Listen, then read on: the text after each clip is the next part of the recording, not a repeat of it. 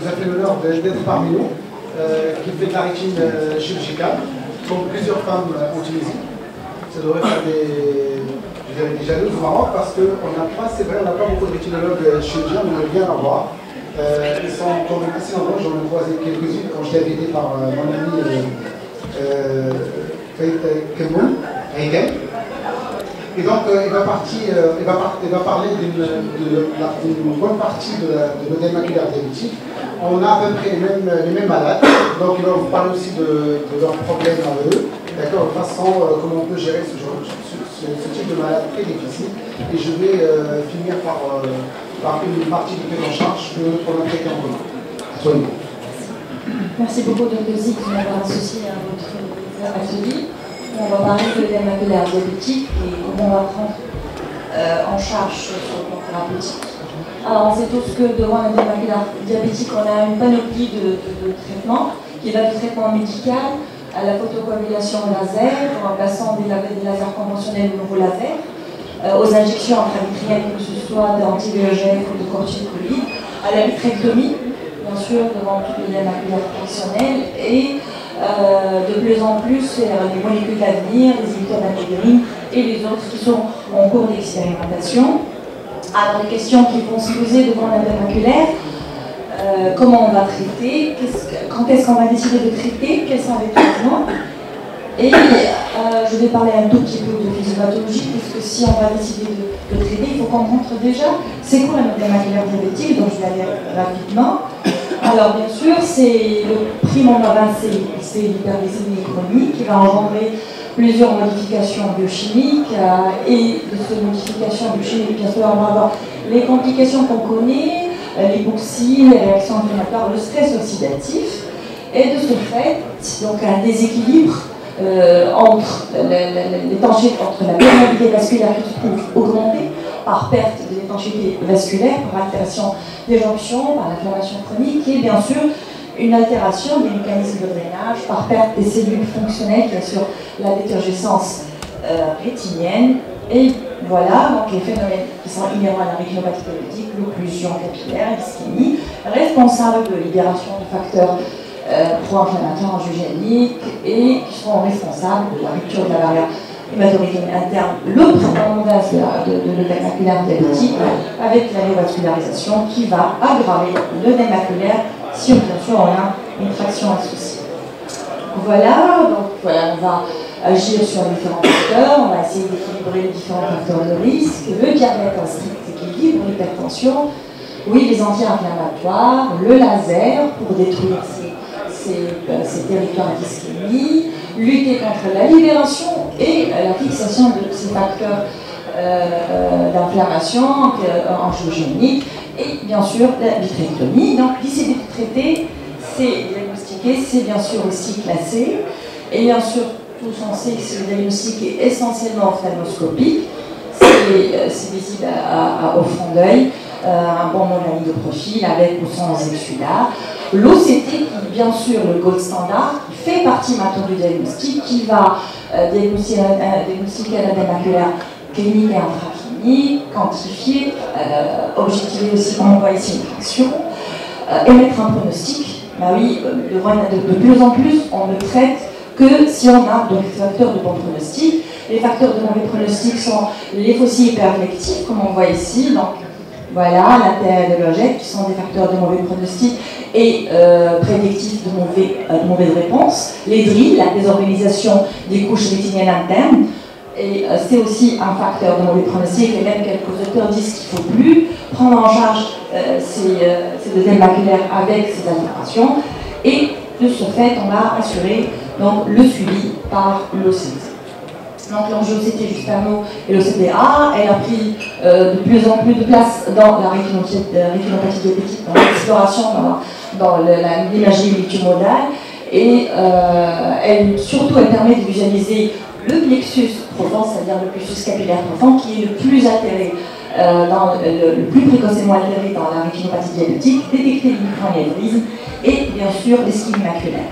Les logettes, il faut savoir que les logettes sont des zones hyporéflectives parce qu'elles sont dépourvues de vaisseaux. Alors, après, on va classer. Est-ce que l'angio a toujours une place? Oui. Oui, elle a toujours une place, bien qu'elle a beaucoup reculé par rapport à l'OCT. C'est qu'on va classer l'œdème maculaire en focal. Lorsqu'on va visualiser, elle permet de visualiser les lésions diffusantes, les microanévrismes et les amires. Et après, ça va nous aider à les traiter, donc appliquer un traitement focal.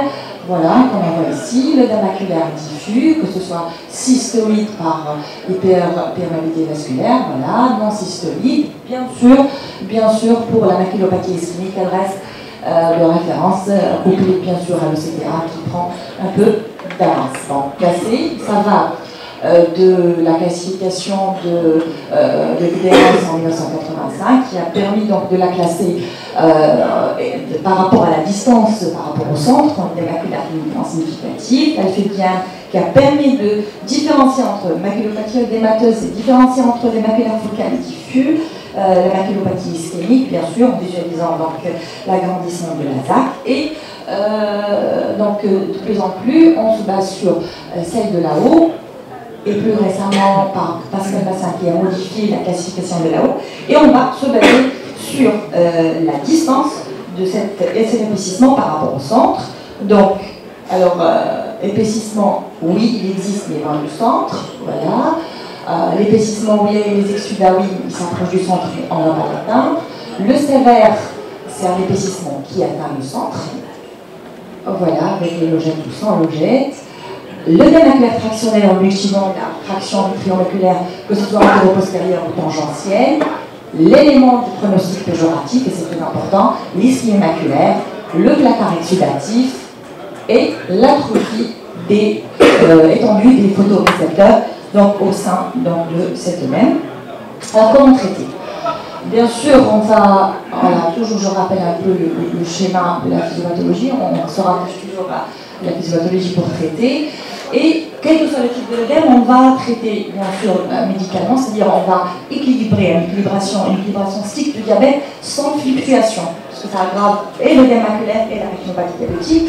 On va exiger des chiffres par d'hémoglobine glycée inférieurs à 7 et même dans des études plus récentes, celle publiée en 2019, cette année, c'est inférieur à 6, une tension artérielle inférieure à 13, traiter bien sûr les autres facteurs de risque. Est-ce que les anti-inflammatoires non stéroïdiens qui étaient des années avant étaient prescrits? Est-ce qu'ils sont toujours d'actualité? Il y a un regain d'intérêt pour ces anti-inflammatoires. Ils auront bien sûr un effet anti-inflammatoire et vasoconstricteur, que ce soit les indoliques ou les autres, mais vu que c'est des gens, les diabétiques sont des gens qui ont un terrain fragile, et quand on est fragile, on ne va pas l'instiller tout le temps, mais en cas de chirurgie cataracte, il faut l'instiller. C'est des gens qui développent rapidement un œdème maculaire, surtout qu'il y a un risque d'irrégation, donc on va les instiller, mais pas de façon, pas à long terme.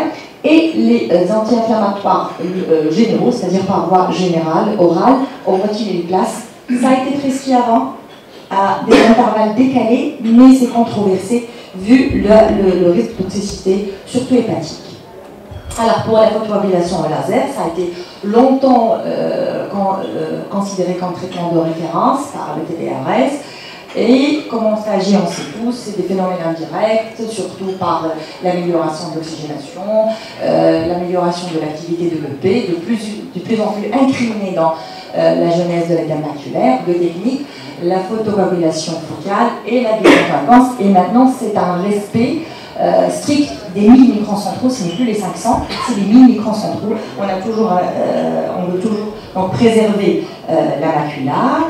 Alors, surtout dans l'œdème maculaire focal, on va s'aider et par l'OCT et par l'angiographie. Donc on va traiter les anomalies, donc les microanévrismes et les amires qui sont diffuses. Qu'est-ce qu'on va utiliser comme technique? Que ce soit les TDRS modifiés ou le maculaire gris, on va se baser sur un traitement ciblé des microanévrismes et des amires ou associer à cela une grille en quinquance. Donc voilà, que ce soit les DRS qui traitent les microanévrismes et la zone de diffusion, ou bien la maculopathie, c'est traiter les zones non épaissie, mais on utiliserait des impacts qui sont plus doux, moins d'intensité, et ça a l'avantage d'avoir moins de cicatrices. Alors, trois impacts sur le microanévrisme, avoir un aspect gris autour du microanévrisme, donc c'est pas un aspect blanc, sinon c'est un surdosage. Il faut savoir que c'est pas évident de traiter un microanévrisme par un traitement focal, sinon c'est une grille, donc ride, avec un traitement en quinquance. Alors, il faut savoir que le traitement focal n'est pas toujours réalisé en une seule séance. On peut réaliser sur 2 fois, séparé de 3 à 4 mois. Il faut savoir que aussi, il faut surveiller et que les exsudats, bien sûr, prennent un temps pour se résorber. Si on décide de retraiter, on ne va plus se baser sur la fluo. On se base sur le taux de fluorescence. Et là, on va voir où les zones qui n'ont pas été traitées, on peut les retraiter. C'est-à-dire qu'on ne peut pas retraiter des zones qui ont déjà été traitées. Voilà, c'est un cas où un patient qui présente un œdème maculaire focal, où on a réalisé, vous voyez bien donc, ici les impacts grisâtres. Et c'est après 1 an que ça a résorbé. On a réalisé à la fois. Voilà, donc on a traité ici, donc on a fait un traitement direct du microanévrisme et de la vénicile. On a fait aussi une grille en quinquance, donc toute sur la zone épicie, et comme vous voyez, ça a bien régressé. Alors, complications, bon, c'est l'élargissement des cicatrices, les scotums qui sont gênants, la fibrose, mais surtout, si on utilise des impacts petits, on a un risque important d'avoir des néovaisseaux sous-rétiniens, donc il ne faut pas avoir un diamètre inférieur à 50 microns. Alors, l'œdème maculaire diffus, il reste un problème thérapeutique, et à l'heure actuelle, des anti-VEGF, il a reculé. Et il faut savoir que dans ces années passées, même ces années récentes, le but de traiter l'œdème maculaire diffus, c'est de stabiliser la quotidité, la fonction visuelle. Qu'est-ce qu'on va faire si on décide de réaliser, de traiter au laser un œdème maculaire? On va toujours respecter les 1000 microns centraux. Et on va réaliser une grille maculaire. Donc, c'est une photorégulation en quinquance, 50 à 100 microns en 3 rangées, 0,1 seconde. Comme j'ai dit, on ne peut pas descendre. On préfère réaliser des diamètres utilisés entre 80 et 100 microns et des impacts à peine visibles.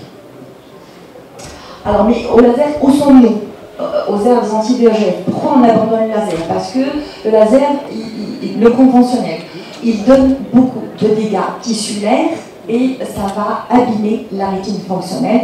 Et de ce fait, on va vers le nouveau laser, le Pascal.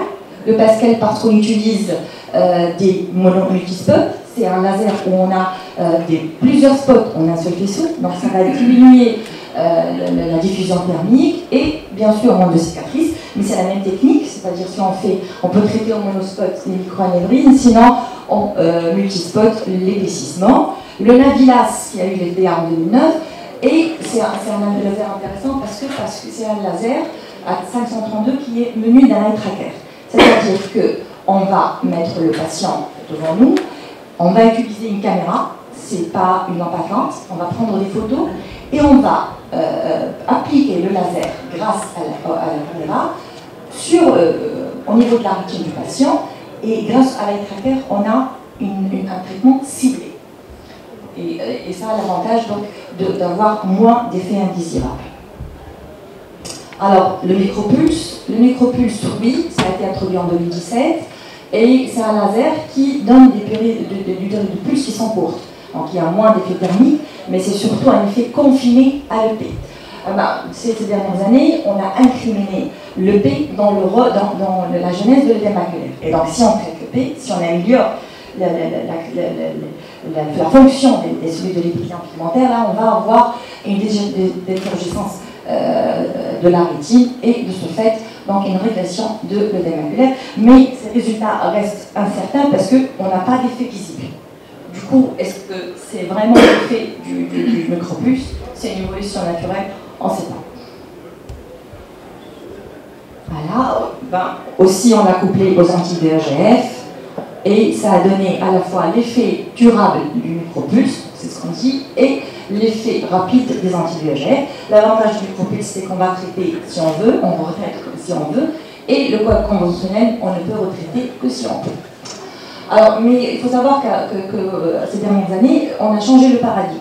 Ce n'est plus une stabilisation de l'acuité visuelle, c'est plutôt une amélioration de l'acuité visuelle en cas de dé maculaire diffus grâce aux anti-VEGF, aux injections intravitréennes, donc les corticostéroïdes et les anti-VEGF. Donc je vais laisser la parole à mon professeur Dr Zidi pour les corticoïdes, je vais parler des anti-VEGF.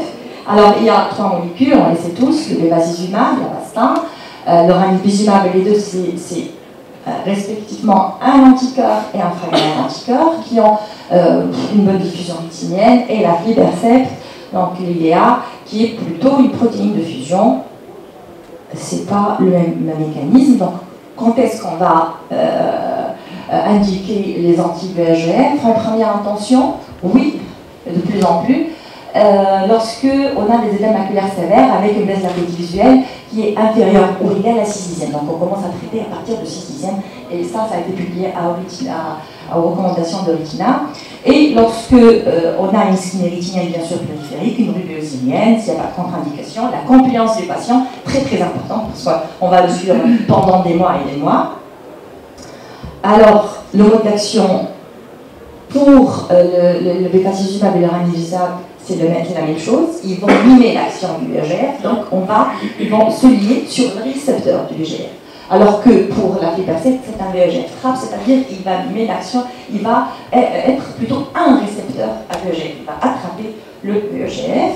Alors, les contre-indications, on les connaît, les antécédents cardiovasculaires, la grossesse, les effets indésirables.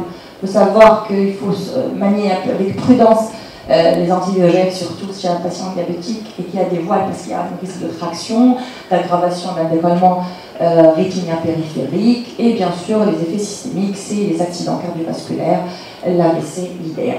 Alors, je commence par la molécule qui est elle-même la première, qui est la plus utilisée en Europe, c'est le ranibizumab.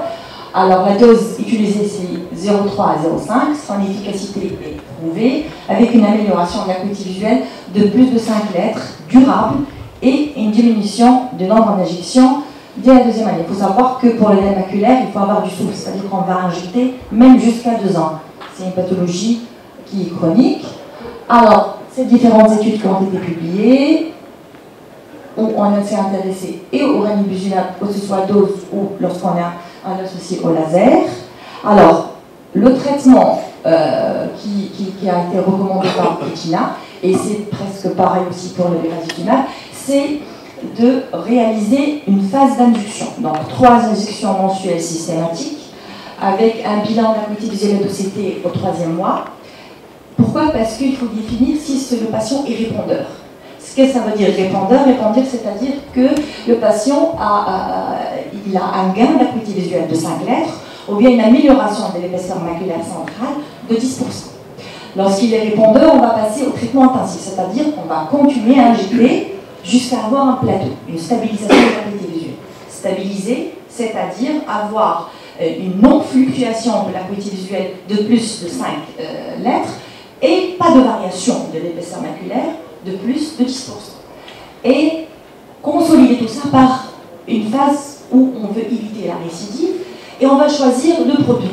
Soit on va continuer à suivre le patient de façon mensuelle, et si on a une baisse, on injecte, c'est le PRN Pro-Renata, ou bien qu'on va choisir le TRID indexant, c'est-à-dire qu'on va le suivre, et si il reste stable, on va allonger le temps de contrôle de 2 semaines, et on le voit. Si c'est bon, on allonge encore. Si c'est pas bon, on injecte et on recule. Et on reprend les injections mensuelles. Donc, pour les patients, c'est un peu plus de confort parce qu'on va espacer les consultations. Non, ce qu'on va retenir. Voilà, donc, première visite, poser le diagnostic, injecter, première injection, deuxième injection, troisième, systématique, et on va évaluer. Donc, acuité visuelle OCT, acuité visuelle diminuée, fluctuante entre les visites, c'est-à-dire que voilà, c'est un patient qui est répondeur, on va injecter jusqu'à avoir une acuité visuelle stable, et ceci dans 3 contrôles successifs. Si on au contraire, ça s'est stabilisé rapidement, c'est très rare, là, on va arrêter et suivre notre patient. Ça définit les patients répondeurs. S'il y a une baisse de l'acuité visuelle, donc comme j'ai dit, ou bien qu'on va passer au treatment extint, ou bien qu'au PRN, c'est-à-dire tous les mois, ou bien qu'on va allonger le temps de visite. Sinon, s'il n'y a aucune amélioration, là, on va switcher, ou bien dans la même famille, c'est-à-dire on va choisir une autre molécule de VEGF, ou bien on va passer au corticoïde. Et ça définit les patients non répondeurs à notre molécule. Alors, par rapport au laser, toutes les études ont montré la supériorité de cette molécule par rapport au laser, combiné ou bien seul. C'est-à-dire que le ranibizumab, il est meilleur lorsqu'il est utilisé seul, et lorsqu'on l'associe au laser, il n'y a pas de différence. Seul, c'est encore mieux. Et si on va choisir de faire du laser quand même, est-ce qu'il faut le faire de façon différée ou au même moment? Il faut le faire de façon différée, plutôt que concomitante. Alors, Aflibercept, il a eu l'AMM aussi en 2015. L'efficacité est prouvée dans toutes les études. La dernière, c'est le protocole T. La dose, c'est 2 mg par mois. Et bien sûr, par rapport au laser, il est encore supérieur par rapport au gain et par rapport à l'épaisseur maculaire centrale. Alors, le protocole, c'est celui qui a eu l'AMM, c'est-à-dire par l'étude vivide VESTA. Et qu'est-ce qu'on va faire? On va injecter tous les mois pendant 5 mois. On va faire un contrôle acuité visuelle OCT, généralement 3-4 mois, pour définir s'il est bon répondeur ou mauvais répondeur. Après, on va continuer les injections tous les 2 mois la première année. C'est-à-dire quelle que soit l'évolution. Et après un an de traitement, on va décider comment on va prendre soit PRN, soit traitement extint. Donc voilà, ça l'étude qui a eu l'AMM. Donc il n'y a pas de différence si on injecte tous les 2 mois ou tous les mois. Alors voilà, première année, 5 injections mensuelles. On continue les injections jusqu'à la fin de la première année. Les contrôles, c'est lorsqu'on va injecter. À partir de la deuxième année, on va allonger. Et on va voir l'évolution. Donc le traitement, c'est 2 ans. Le bevacizumab, la molécule qu'on utilise tous, elle est hors AMM. Bon, bien qu'elle est aussi efficace, pour des auteurs pas aussi efficace, mais dans tous les cas, on a une supériorité quant au gain de l'acuité visuelle et quant à l'épaisseur maculaire centrale. Ça a été publié par l'étude Bolt en 2016. Et la dose, c'est 1,25 par mois. Et le schéma est le même que celui du ranibizumab. C'est-à-dire, on va faire 3 injections séparées d'un mois, évaluer. Si c'est stable, c'est bon. Si c'est pas stable, on continue d'injecter. Et s'il n'y a pas de réponse, c'est qu'on va switcher. C'est le même que le ranibizumab, le même schéma. Voilà. Alors, si on comparait les 3 molécules, il y a certes un gain pour les 3 molécules. Elle arrive même à 30% pour les 3 à 15 lettres. Et pour le rythme, c'est mieux pour la Aflibercept, mais à 2 ans cumulés, c'est à peu près le même nombre d'injections. Mais dans la vraie vie, est-ce qu'on peut appliquer ces protocoles?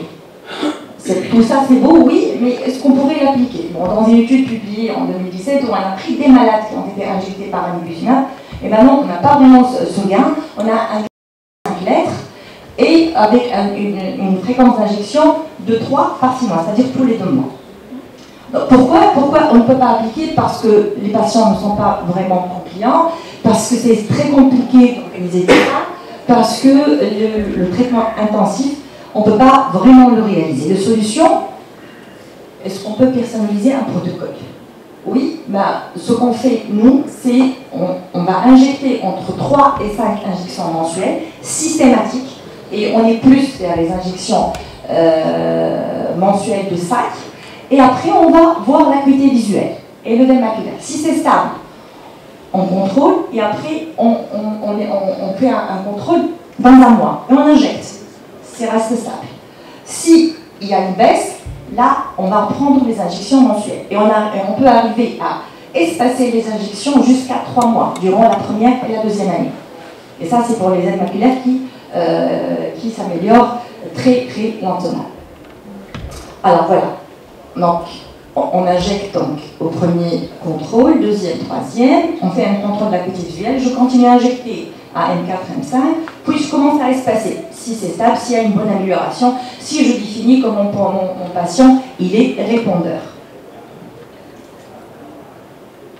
Alors, qu'est-ce qu'on choisit? C'est vrai que nous, on est assez contraints de choisir l'Avastin, mais est-ce qu'il y a une différence entre les trois molécules? Ben non, il n'y a pas vraiment de différence. Si on part d'une acuité visuelle de 5/10, ou même moins, on a le même effet. Par contre, si on a une acuité visuelle très basse, c'est l'aflipercept qui est le mieux, qui donne le mieux d'amélioration d'acuité visuelle. Mais sinon, c'est le même effet. Alors, les recommandations, est-ce que c'est le laser ou les anti-VEGF? Toutes les études ont montré la supériorité des anti-VEGF en première intention dans les œdèmes maculaires centrales. Le laser garde une place sévère, certes, dans les œdèmes maculaires extracentraux avec des microannédrines diffusants en respectant toujours les microcentraux. Et si on combine les deux, y a-t-il un effet? Ben non, il n'y a pas vraiment un effet bénéfique si on ajoute aux anti-VEGF le laser. Par contre, on peut, si on a le micropulse, céder par le micropulse pour espacer l'ombre d'injection. Alors, traiter intensivement la première année. Pourquoi? Parce qu'on dit qu'une injection d'anti-VEGF la première année, c'est le gain d'une lettre en acuité visuelle. La phase d'induction, c'est 5 IVT pour les 3 molécules. Le principe, c'est une injection mensuelle jusqu'à avoir un plateau d'acuité visuelle. Ça, à peu près, ça revient à 5. On contrôle au 3e mois pour définir le profil du patient. Si c'est un bon répondeur, on va continuer, on choisit notre protocole, PRL ou critère personnalisé.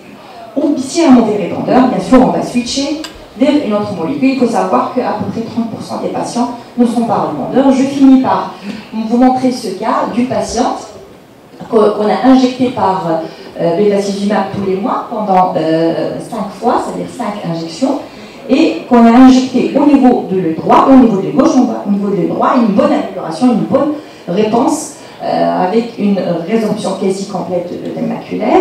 Par contre, pour l'œil gauche, il n'y a pas vraiment d'amélioration, que ce soit pour l'épaisseur maculaire centrale ou bien pour l'acuité visuelle. Et là, même patient, même profil glycémique, même terrain, il faut se baser vraiment sur l'acuité visuelle initiale et sur l'OCT avec les facteurs pronostiques pour oser traiter un œdème maculaire qui paraît quand même assez résistant. Merci. Et je passe la parole à mon professeur Dr. Zic. Merci.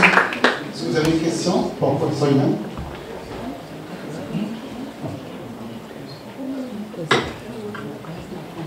Moi j'en ai une. Pour ton schéma thérapeutique adapté, est-ce que, c'est-à-dire, quand tu traites un malade avec 3 injections de suite, et le malade, par exemple, il n'est pas répondeur, c'est-à-dire aussi bien sur l'acuité que sur l'OCT. Est-ce que, dans les malades que tu as persévéré à traiter, tu as constaté une amélioration après, par exemple, je ne sais pas, 7 injections? C'est-à-dire que s'il n'est pas répondeur après 3 injections, est-ce qu'il sera répondeur après ou bien? Non, je ne vois pas. À partir de la 3e, je vois. J'évalue. S'il y a une amélioration de même de 10%, je continue. S'il n'y a pas, je switch, je passe au prédateur, si c'est possible, mesure d'accès. Pardon? Un patient qui n'est pas répondeur, par exemple, à Avastin, est-ce qu'il peut être répondeur à ranibizumab, oui, par exemple? Oui, puisque c'est une question. Sincèrement, oui, c'est ce qu'ils disent. Mais bon, moi, je préfère passer à une famille complètement différente, les corticoïdes, parce que l'effet est différent. Donc, je préfère passer, sinon, combiner comme les deux. Alors, juste avant de commencer, il ne faut pas raisonner en matière d'injection. Parce que dans notre tête tous, quand on parle par exemple d'anti-VEGF, on va raisonner à propos d'une injection. Il faut raisonner à propos d'un schéma thérapeutique. Et le schéma thérapeutique du corticoïde, ce n'est pas la même chose que les anti-VEGF. Lorsqu'on choisit par exemple de traiter un malade par anti-VEGF, et selon les critères qu'on va voir, il faut bien sûr opter pour un schéma thérapeutique qui est très long. très long si le mal est répondeur. Si le mal n'est pas répondeur après 3 injections, je pense qu'il faut essayer de trouver une autre voie thérapeutique pour pouvoir résoudre le problème de l'œdème maculaire diabétique qui malheureusement est multifactoriel. Il y a plusieurs facteurs qui rentrent en jeu et malheureusement, ce n'est pas uniquement un seul traitement qui va résoudre le problème de l'œdème maculaire. Alors j'enchaîne pour vous pas revenir sur ce qu'a présenté Iman, qui a bien présenté tout ce qui est physiopathologie, sémiologie et bien sûr les bases d'un choix de traitement. Alors moi je veux dire sur le plan pratique, on va juste comment on va choisir l'un ou l'autre. Parce qu'on il y en a 4 ou 5 traitements, d'accord. On va opter d'abord pour l'âge. Un sujet jeune qui est diabétique 30 ans, qui a un œdème maculaire, on ne va pas le considérer comme un psychopathe 50 ans. Quelqu'un qui a par exemple un œdème focal, c'est pas la même chose qu'un œdème diffus. Quelqu'un qui a un état de cristal, c'est les phares comme le phare. Et bien sûr, c'est l'état de la rétine, il y a une pépère faite ou pas, s'il existe un voile associé ou pas, s'il est tractionné ou pas, avec un décollement ou pas, s'il existe un glaucome, très important, si le glaucome est équilibré ou pas, s'il est en monothérapie ou voire plus de traitement, plus qu'un médicament, et bien sûr si le patient a des moyens économiques, si le patient a une couverture sociale ou pas, et si enfin le patient, si le niveau culturel et ce patient est assez satisfaisant pour comprendre ce que vous lui proposez. C'est très important. Donc tous ces facteurs, vous les mixez, d'accord, et vous allez sortir avec une décision thérapeutique, et bien sûr si le patient est loin. Si après vous avez un patient de 300-400 km, vous n'êtes pas raisonné de la même façon, c'est un patient qui est dans votre pays. Alors, je vais passer, je vais zapper ce qu'a présenté Iman, d'accord. Et en fait, les différents choix sont à peu près, ils sont représentés par ça. D'abord, la surveillance, très important, et l'équilibre. On peut améliorer beaucoup d'œdèmes, surtout si l'œdème diabétique est associé à une rétinopathie hypertensive. Le laser maculaire, très bon outil de traitement, c'est bien sûr bien indiqué, qui est le traitement de référence bien sûr. Je ne vais pas en revenir. Sachez que le traitement, j'ai juste une réflexion par rapport au traitement de l'œdème maculaire diffus, que moi je laisserai vraiment en dernier. Quoique, il a bien souligné quelque chose de très important. Il faut que les lasers qu'on fait, le laser focal, il ne faut pas bien sûr que ce soit marqué, que ce ne soit pas visible. Quand je dis que ce ne soit pas visible, ce ne soit pas visible pendant que vous l'appliquez. Il ne faut pas que ce soit trop blanc. Hein. De deux, centré bien sûr sur le micro-anévrisme et encore pourquoi pas dans la zone d'exsudat s'il est éloigné de la macula, en respectant toujours à peu près moins d'un diamètre maculaire que correspond au minimum, parce que la papille c'est à peu près en moyenne 1,5 mm. Et donc, ça va nous permettre de réaliser un laser qui n'est pas, je veux dire, dangereux ou qui n'a pas d'effet secondaire. Je vous montrerai à la fin un film qui va élucider ce que je suis en train de dire. Et donc, un bon laser maculaire, je pense que les personnes qui assistent à mes topos de laser maculaire, c'est un laser qui n'est pas visible. Il n'est pas visible cliniquement. Après 2 mois à 3 mois, il n'est pas visible sur l'angiographie. Parce que les lasers maculaires, on peut les voir aussi à l'angiographie, qui ne sont pas visibles cliniquement. Et un laser, bien sûr, de la PFT, c'est un laser qui est visible. Ça vous permet de rappeler par rapport à ça. Et donc, je vais passer à côté. Ça, c'est des malades que j'en ai déjà montré, qui ont bien répondu. Vous voyez, par exemple, juste chez ce patient. Donc, ça, c'est l'œdème maculaire. Toute cette zone-là, vous voyez les exsudats, elle part dans les micro-anévrismes, les lésions responsables de cet œdème, qui part jusqu'à, avec une pointe au niveau frontière, d'accord, élucidé sur cette partie-là, bien sûr traité juste avec du laser, sans cicatrice, même en angiographie, donc ça donne une réapplication de l'œdème maculaire. Alors, je vais enchaîner par rapport à un œdème pareil, la même chose, traité par simple laser. Ça donne un résultat satisfaisant. À vrai dire, le problème du choix, lorsqu'il s'agit, maintenant on a parlé de l'œdème focal.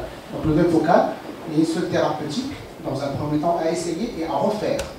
À essayer pour le traiter la première fois, d'accord. Moi je ne refais pas de façon systématique en 2-3 mois. Pourquoi? Parce que si on doit refaire un traitement maculaire, c'est bien sûr, s'il est bien traité au départ, vous pouvez le refaire dans 6 mois. Pourquoi? Parce que vous allez d'abord voir l'efficacité de votre laser. De toutes les façons, les micro-anévrismes et les lésions responsables, souvent, ils s'occupent d'elles-mêmes. Donc, c'est leur survie un petit peu 2-3 mois. Et ça va vous donner une idée s'il y a d'autres qui repoussent. En fait, ce n'est pas les mêmes lésions.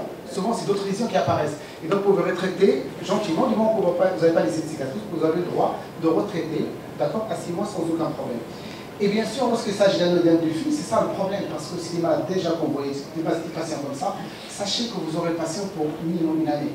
C'est-à-dire, le temps d'équilibrer son hémoglobine glycée qui est au plafond à 12, sa glycémie, parce que lui, il a eu peur, parce qu'il a vu le cardio, le néphrologue, il est déjà descendu au moins de 2, mais quand même, il reste avec une hémoglobine glycée à 40, une hypertension qui va équilibrer surtout le soir. Et donc tout ça, il faut s'acharner avec le médecin traitant pour le pouvoir équilibrer.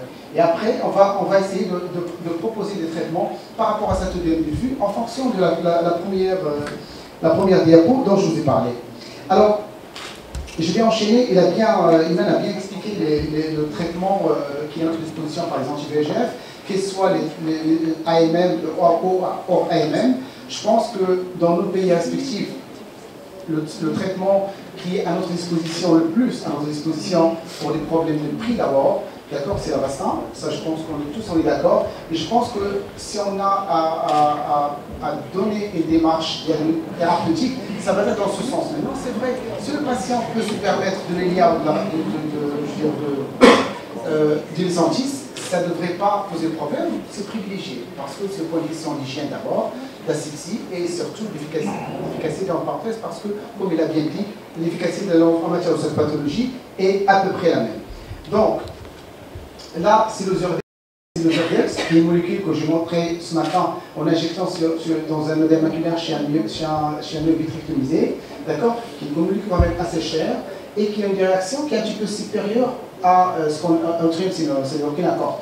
Pourquoi? Parce qu'il agit quand même en 4-5 mois, ça peut aller jusqu'à 4 mois. C'est une efficacité réellement de 2 à 3 mois. Alors que le Kinacort, c'est 1 mois, 2 mois maximum. On peut avoir un œdème qui récidive à partir de 2 mois. Alors, le Kinacort, bien sûr, n'a pas d'AMM. Elle n'existe pas au Maroc déjà. Ça ne coûte pas cher. D'accord? Et bien sûr, il faut le fractionner, donc il faut le fractionner vraiment bien si on veut, sinon vous voulez un flacon par patient, c'est pas un problème. Et bien sûr, ça contient des conservateurs, et vous allez voir cette histoire de pseudo-hypobian qu'on a présentée avec Mounia ici présente l'année dernière au GIOP. Alors, je ne vais pas revenir sur les anti-VEGF qui ont été bien détaillés, les études non plus. Et en fait, on va vous parler de certains cas cliniques. Ici, le cas d'une fluorite, un diabétique, on ne peut pas parler d'œdème maculaire sans parler quand même de situation d'urgence. Il n'y a pas que l'œdème maculaire reste en second plan. D'accord? Quand vous avez un patient qui est une ischémie maculaire, une ischémie périphérique, une au vaisseau, l'urgence, c'est la PPR, c'est pas l'œdème maculaire. Qu'il augmente pas son œdème, c'est pas ça le sujet dans un premier temps. Vous allez faire ça avec un sujet de 60 ans, qui a une ischémie, un petit vaisseau périphérique, un œdème maculaire, je comprends. Vous le gérez en même temps. Vous aurez un jeune, 30 ans, 25 ans, qui a un vaisseau rouge papillaire, d'accord, étendu, comme celui-là, parce que là, vous ne le voyez pas, le vaisseau, il est comme ça, et depuis tout ce territoire, on ne le voit pas, on va le voir lorsqu'on sera efficace, d'accord, par une bonne PPR, voilà ce que j'appelle une bonne PPR, vous voyez, plus de vaisseau, avec un pôle postérieur bien conservé, et bien sûr, lorsque je suis efficace, donc je vois qui est involué ici, et il est plus rouge. Donc avant on le voyait n'était pas visible, pardon. Et donc bien sûr, là on a le œdème maculaire qu'il faut traiter. Alors si ce patient il est jeune, je vais mettre corticoïde, anti-VEGF, jeune, cristallin clair. Alors anti-VEGF, je fais une première série, d'accord, et bien sûr, il est répondeur ou pas? Oui. Il est répondeur, deuxième série. Et il est bien, d'accord? Et donc, j'ai tiré le patient de son cas d'urgence et bien sûr son œdème maculaire. Un deuxième cas, d'accord, qui a bien sûr chez qui maintenant de l'âge, 60 ans à peu près, et chez ce patient déjà, il a déjà sa PPR, on voit les traces ici, et il y a le même pareil. Donc là, je change, je mets un traitement par Kinacort, d'accord? Réponse favorable, je surveille, récidive, je retraite et ça s'améliore. Il faut savoir que ça, c'est pas le résultat final. Certainement, ce patient va reprendre. Donc, c'est tout un acharnement. C'est ça un petit peu l'idée que vous devez avoir. C'est qu'un patient, un traitement sera efficace, vous serez content parce que le patient est remonté, on a un profil maculaire, et malheureusement, il va récidiver. Alors, on a des patients, bien sûr, vous voyez, qui peuvent remonter parfaitement avec un traitement par corticoïde. Malheureusement, ce n'est pas le cas de tout le monde. Donc maintenant, quand les éviter ne sont pas suffisantes, on se complique. Et on a par exemple des malades qui par exemple, ici le cas, On ne va pas vous montrer que les bons cas. Ici, c'est un patient 3/10 à gauche, avec un œdème pareil. D'accord? De premier abord, comme ça, vous le proposez quoi? 53 ans, mal équilibré, il habite loin.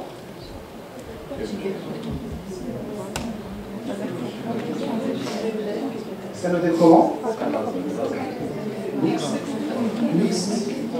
Pourquoi mixte?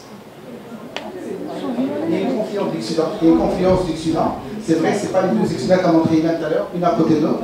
Mais là, c'est un œdème, du moment que c'est pas, l'exudat ne sont pas, d'accord, autour de la macula, c'est un œdème probablement focal, avec une composante bien sûr qui est diffusante. Certainement, il y en a ici un petit peu, et c'est des exudats qui sont confluentes. D'accord? Chez ce patient, on va le traiter par Kenacort, tout simplement. Je fais de laser. Et on voit que l'œdème s'améliore un petit peu. L'œdème s'améliore un peu. Et bien sûr, après 5 mois de la deuxième injection, le patient récidive. Donc, le patient récidive sur ça. Alors, ici, c'est un cas numéro 2, avec un œdème pareil, important.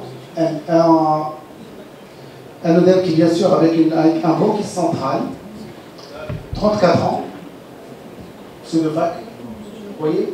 Donc là, l'âge, c'est pas un problème, du moment qu'il est opéré de la cataracte. Et bien sûr, ce patient, je le traite par injection pour CVT, et comme ça, regardez. Vous voyez? Ça, c'est les dégâts collatéraux, d'accord? Bien sûr, traitement. Après 4 mois, il remonte un diacotylie, 10e quand même. Vous voyez? Donc, avec un bon profil maculaire.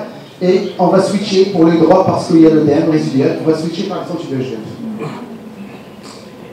Alors, quand est-ce qu'on va changer de traitement, d'accord, par les anti-VEGF, on va changer par les corticoïdes. On va le faire à chaque fois qu'il n'y a pas de réponse. Et pas de réponse, c'est à peu près le même profil maculaire à l'OCT, après 3 mois, et bien sûr l'acuité qui va automatiquement pas bouger, parce qu'il n'y a pas de raison, si on a le même profil, à moins s'il y a une application des photorécepteurs, je veux dire, de l'année du photorécepteur, parfois il y a une amélioration. Sachez aussi, vous ne soyez pas surpris quand vous voyez des profils un petit peu, je dirais pas bizarres, mais des profils avec un œdème, que l'acuité n'est pas correspondante. Vous pouvez avoir un bon profil avec une acuité basse, et un mauvais profil avec un œdème avec une acuité très bonne. Donc, ça ne veut rien dire chez le diabétique. Et donc chez ce patient, on switch par les Kenacort et on a une réponse partielle. Alors le traitement combiné, on peut faire les deux. Ici, c'est un patient, vous voyez, donc c'est un œdème sur le mapping qui est focal et bien sûr qui touche la base centrale avec un 20e, et on traite limite disparition de l'œdème avec un bon profil maculaire et une remontée d'acuité visuelle à 5 mois.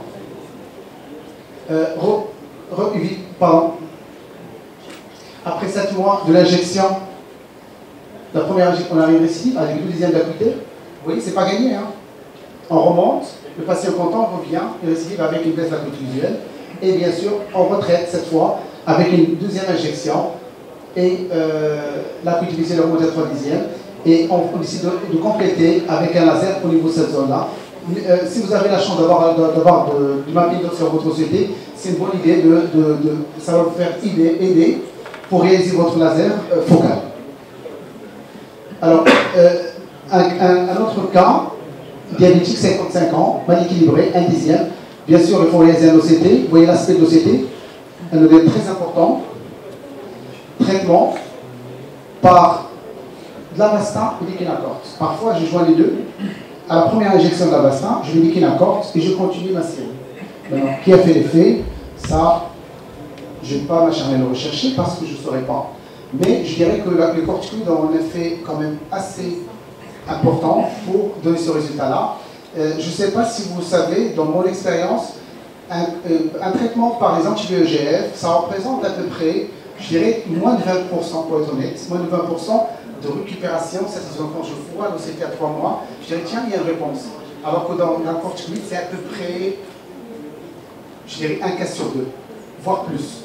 Les deux tiers à peu près de répondre. Maintenant, bien sûr, c'est un traitement que ça va être lent à traiter. Pardon. Et bien sûr, à 9 mois, il y a l'œdème, d'accord, qu'on va traiter. Alors, parfois un patient chez qui on va ensemble chez un maculaire et DVT, et la chirurgie, bien sûr, lorsqu'il y a une traction, bon, on peut. Alors, je vais vous montrer comment on peut faire un laser maculaire déjà, parce que vous allez voir, on ne va pas le voir au niveau de la macula. Même ça, alors, je n'ai pas réalisé mon cours, c'est en fait un laser maculaire qui est bien marqué, vous voyez. Ça, c'est un laser focal. Rien que ça va donner l'extension de la cicatrice dans 4-5 ans et le point de fixation sera perdu. Et d'autant plus que chez ce patient, il y a une traction, donc c'est une indication d'abord chirurgicale. Et de 3, même la PPA qui a été faite, elle n'est pas bonne. Parce qu'elle est très dense par élo, d'accord. Elle ne protège pas la périphérie tinienne. Regardez comment c'est cette PPA qui a donné la membrane. Parce que certainement au départ, il n'avait pas ça. Il avait juste une ischémie. Et ce n'est pas une membrane de voile classique, parce que le voile, ça ne se protège pas de la même façon. C'est une membrane avec une, secondaire, certainement, à l'agressivité de laser. Alors, voici l'aspect préopératoire de ce patient, en post-opératoire. Voilà. Alors, un autre cas, membrane après chirurgie. Un autre cas de membrane aussi, on opère. Regardez. Là, il y a une membrane, d'accord? La rétine, l'épaisseur de la rétine. On opère la membrane, là, il monte. On dirait que la membrane est tassée l'œdème. Et chez ce patient, c'est là où je parlais par exemple du Kynacorte, qui, pour mon avis, n'a pas son indication parce qu'il n'y a plus de vitré. Parce que quand vous injectez la Kynacorte, elle est retenue dans le vitré. Et ça se délite doucement. C'est pour ça qu'elle restera efficace en 1 mois, 2 mois. Alors que si vous la mettez dans un œil vitrectomisé, bah, elle sera rapidement chassée, d'accord, nettoyée, et vous n'aurez pas l'effet sur une bonne période, sinon il faudra injecter, je pense, toutes les 3 semaines comme la Avastin. D'accord? Et ce jeu du patient, c'est une bonne indication des ordex par exemple. Pourquoi? Parce que c'est un implant qui va rester dans l'œil, il est indépendant de la présence du vitréo. Alors, pour finir, je vais présenter un cas que Monia a présenté l'année dernière au JO. Et en fait, pour vous montrer un petit peu le cas d'un patient, œil droit, œil gauche. Alors, ça résume un petit peu l'histoire d'une rétinopathie diabétique dans sa prise en charge au Maroc. Même s'il est bien pris en charge, vous allez voir l'effet, si on suit maintenant l'œil droit. L'œil droit, il avait un œdème, d'accord, avec une petite membrane. Je dirais, pas trop mature pour se faire opérer. Et d'autant plus que, quand vous avez ça, c'est bien de la faire baisser un petit peu l'œdème avant de l'opérer. Donc, on injecte le patient, d'accord. Et bon, il injecte ici, bah, on n'a pas vraiment une bonne réapplication. Tandis que dans certains patients, on a une récréation un petit peu d'œdème qui va aider la chirurgie, surtout à l'œdème d'être bien après la chirurgie.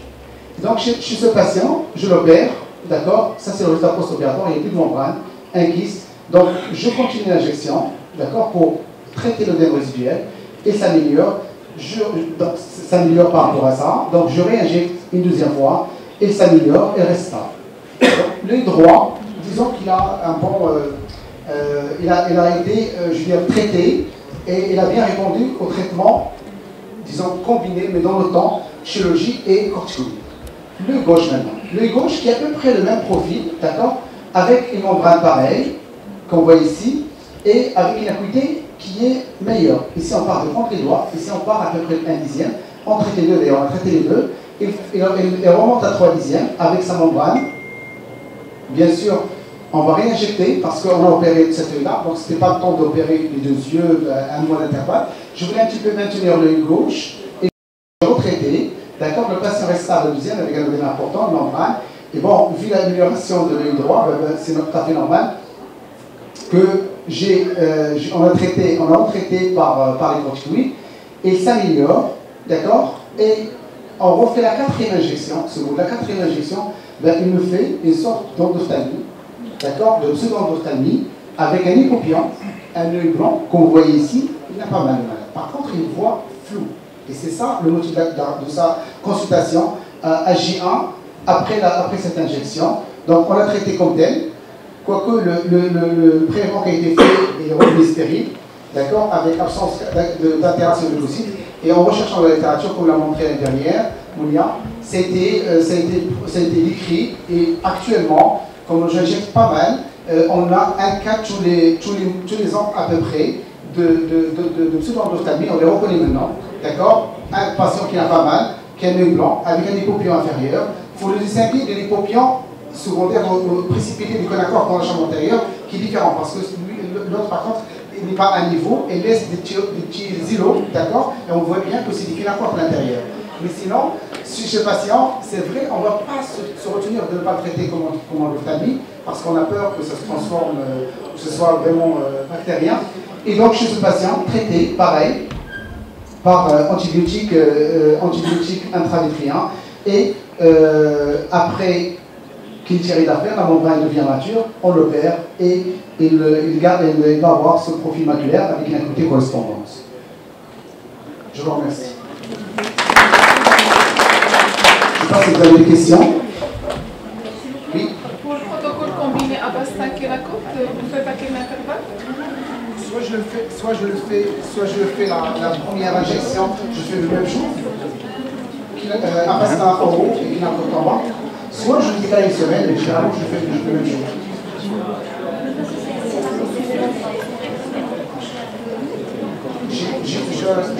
Je contrôle le malade à 3 mois, bien sûr les 15 premiers jours. Pour l'hypertonie, ce n'est pas le lendemain.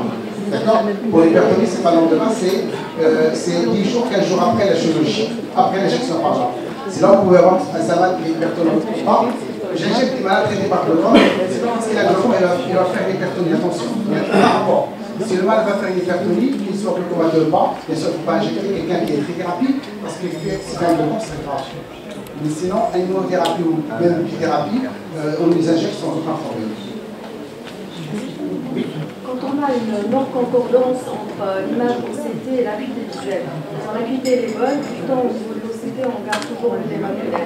Est-ce que ça justifie le fait de continuer les injections ou il faut arrêter?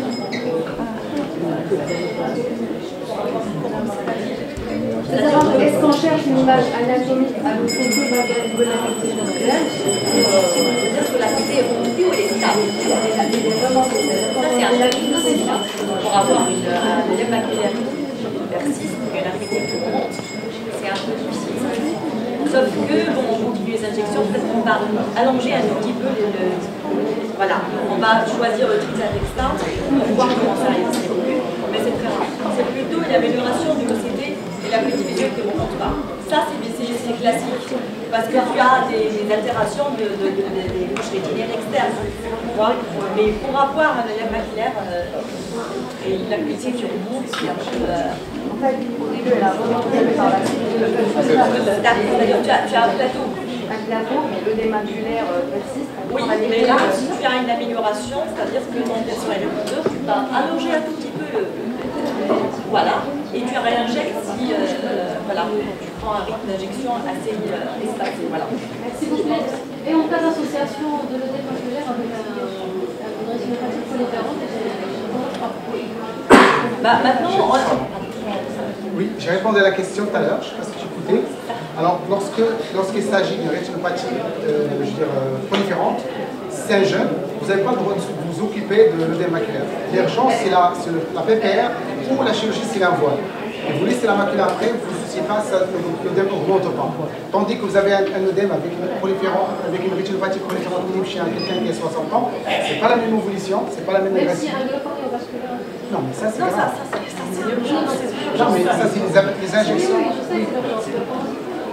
Comment va-t-on gérer cette Le glaucome néovasculaire, tu oublies le reste. Le glaucome néovasculaire, c'est éviter d'antibiotiques. D'accord? PPR en champ périphérique, si tu peux accéder, tu n'as pas de Tu peux pas faire de PPR tu peux la faire dans 6 mois, à condition que tu injectes absolument. D'accord? Ton œil est protégé.